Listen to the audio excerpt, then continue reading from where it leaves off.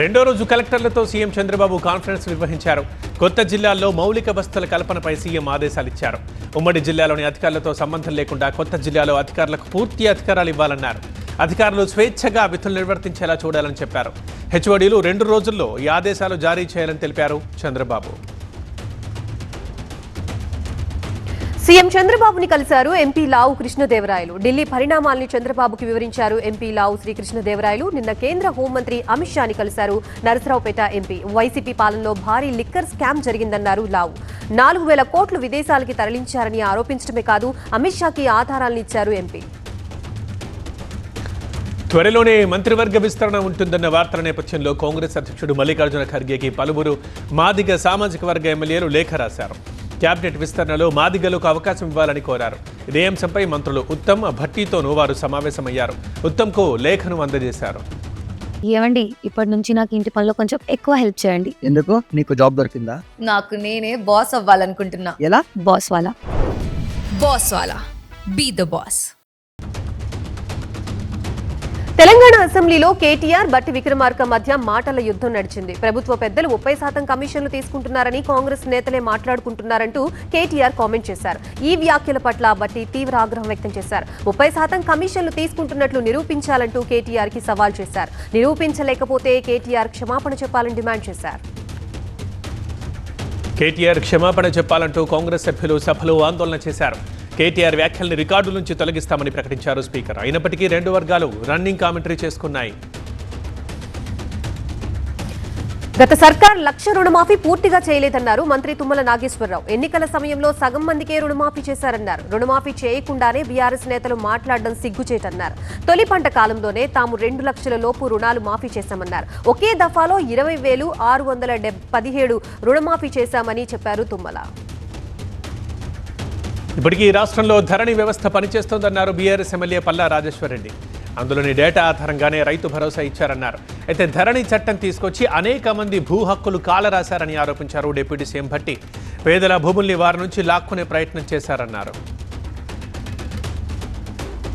అసెంబ్లీలో శ్రీధర్ బాబు, తలసాని మధ్య మాటల యుద్ధం సాగింది. ఈ ఆర్థిక సంవత్సరం పద్దులపై మాట్లాడమంటే గత పద్దుల గురించి బీఆర్ఎస్ సభ్యులు మాట్లాడుతున్నారని మంత్రి శ్రీధర్ బాబు ఆగ్రహించారు. సభా సమయం వృధా చేస్తున్నారని మండిపడ్డారు.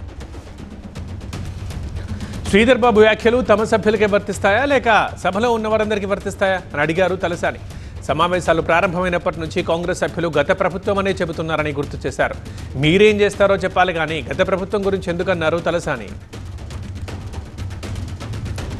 నల్గొండ జిల్లా నకరేకల్ పిఎస్ లో కేటీఆర్ పై కేసు నమోదైంది. నకరేకల్లోని 10th క్లాస్ పరీక్షల్లో మాస్ కాపీయింగ్ జరుగుతుందని కేటీఆర్ ట్వీట్ చేశారు. నిందితులతో మున్సిపల్ చైర్మన్ రజిత శ్రీనివాస్ కి సంబంధాలున్నాయని ప్రస్తావించారు.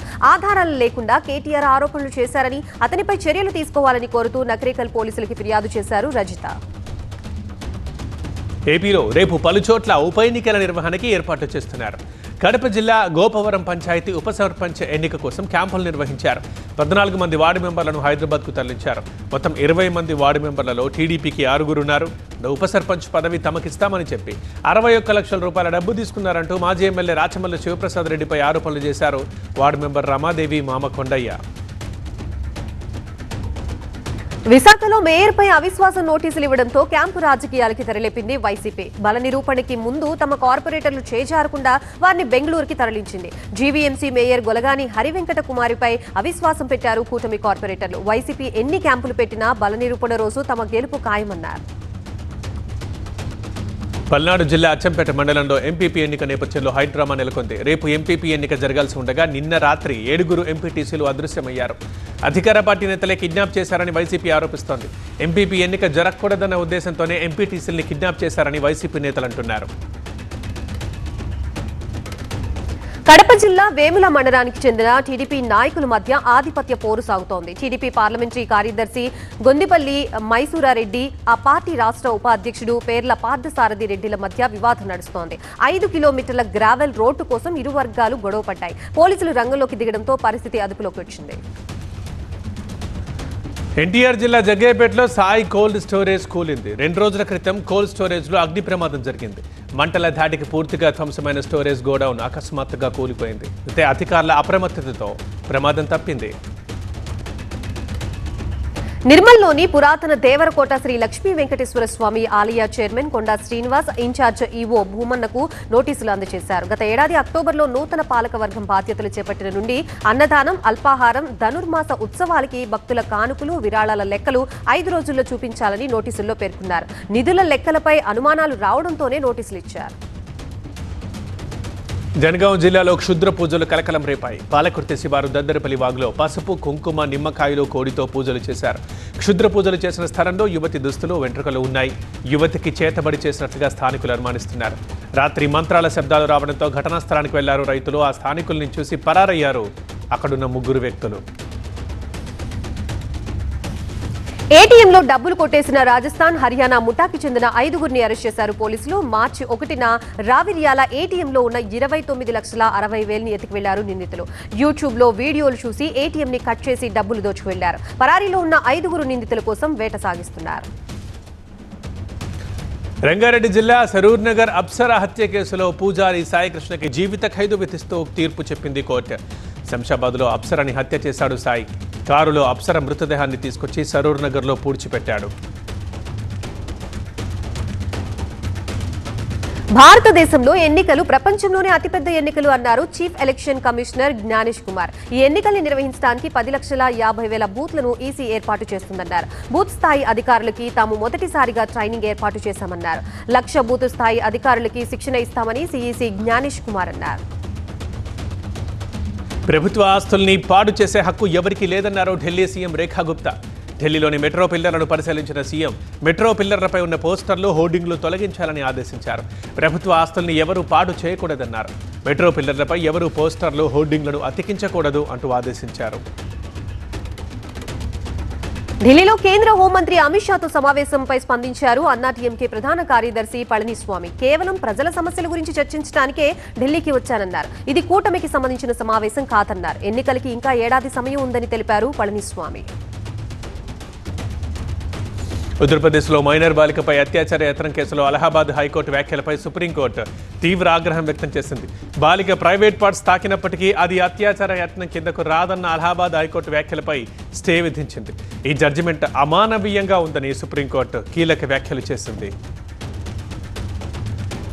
భువనేశ్వర్లోని ఒడిశా అసెంబ్లీ బయట హై డ్రామా నడిచింది. సస్పెండ్ అయిన కాంగ్రెస్ ఎమ్మెల్యేలు శాసనసభలోకి వెళ్లేందుకు ప్రయత్నించారు. అయితే పోలీసులు వారిని బారికేడ్లతో అడ్డుకున్నారు. లోనికి అనుమతించకపోవడంతో పోలీసులతో వాగ్వాదానికి దిగారు ఎమ్మెల్యేలు. పరిస్థితి ఉద్రిక్తంగా మారడంతో ఎమ్మెల్యేల్ని అరెస్ట్ చేసి తరలించారు పోలీసులు. సభని అగౌరవపరిచినందుకు నిన్న 12 మంది కాంగ్రెస్ ఎమ్మెల్యేల్ని సస్పెండ్ చేశారు స్పీకర్. గుజరాత్లోని అమ్రేలీ జిల్లాలో 40 మంది స్కూల్ విద్యార్థులు బ్లేడ్తో చేతులు కోసుకున్న ఘటన కలకలం రేపింది. ఘటనపై విద్యాశాఖ అధికారులు దర్యాప్తు చేపట్టారు. ఓ ప్రభుత్వ పాఠశాలలో తోటి విద్యార్థులు డబ్బులకు పందెం వేసుకుని బ్లేడ్తో చేతిపై ఘాట్లు పెట్టుకున్నారు. తల్లిదండ్రుల ద్వారా విషయం తెలుసుకున్న అధికారులు, పోలీసులు విచారణ జరుపుతున్నారు. ఛత్తీస్గఢ్ మాజీ సీఎం భూపేష్ బఘేల్ ఇంటితో పాటు పలు ప్రాంతాల్లో సీబీఐ సోదాలు చేస్తోంది. రాయ్పూర్, ఖిలాయిలోని పలు నివాసాల్లో తనిఖీలు జరుగుతున్నాయి. Bhilai MLA Devendra Yadav, senior police అధికారులు, విద్యారంగ ప్రముఖులు, బఘేల్ ఓఎస్డీ సహా అధికారుల ఇళ్లలో కీలక పత్రాల్ని స్వాధీనం చేసుకున్నారు. దేవరా జపాన్లో రిలీజ్ సందర్భంగా ప్రమోషన్ కార్యక్రమాల్లో పాల్గొంటున్న ఎన్టీఆర్ భార్య ప్రణతి పుట్టినరోజు కూడా అక్కడే సెలబ్రేట్ చేసుకుంటున్నారు. ఈ సందర్భంగా తన సోషల్ మీడియా పేజ్లో ప్రణతి బర్త్డే విషెస్ తెలియజేశారు. కొరటాల శివ దర్శకత్వంలో తెరకెక్కిన దేవరా ఈ నెల 28న జపాన్లో రిలీజ్ కానుంది. Bollywood beauty Shraddha Kapoor social media account hack అయింది. శ్రద్ధ ఇన్స్టా పేజ్లో క్రిప్టో కరెన్సీకి సంబంధించిన పోస్టులు దర్శనమిచ్చాయి. వెంటనే అలర్ట్ అయిన ఆమె టీం ఆ పోస్టుల్ని తొలగించింది. స్త్రీ 2 సినిమాతో బిగ్ హిట్ అందుకున్న శ్రద్ధ ప్రస్తుతం నెక్స్ట్ ప్రాజెక్టుకి సంబంధించిన చర్చల్లో బిజీగా ఉన్నారు. శబరిమల ఆలయంలో మమ్మూటి పేరు మీద ప్రత్యేక పూజలు చేయించడంపై మోహన్ లాల్ స్పందించారు. పూజలు చేయడంలో తప్పేముంది అన్న మోహన్ లాల్ మమ్మూటి ఆరోగ్యం గురించి వస్తున్న రూమర్స్ విషయంలోనూ క్లారిటీ ఇచ్చారు. ఈ మధ్య మమ్మూటి స్వల్ప అనారోగ్యానికి గురయ్యారని, అదేం ఆందోళన చెందాల్సిన విషయం కాదన్నారు.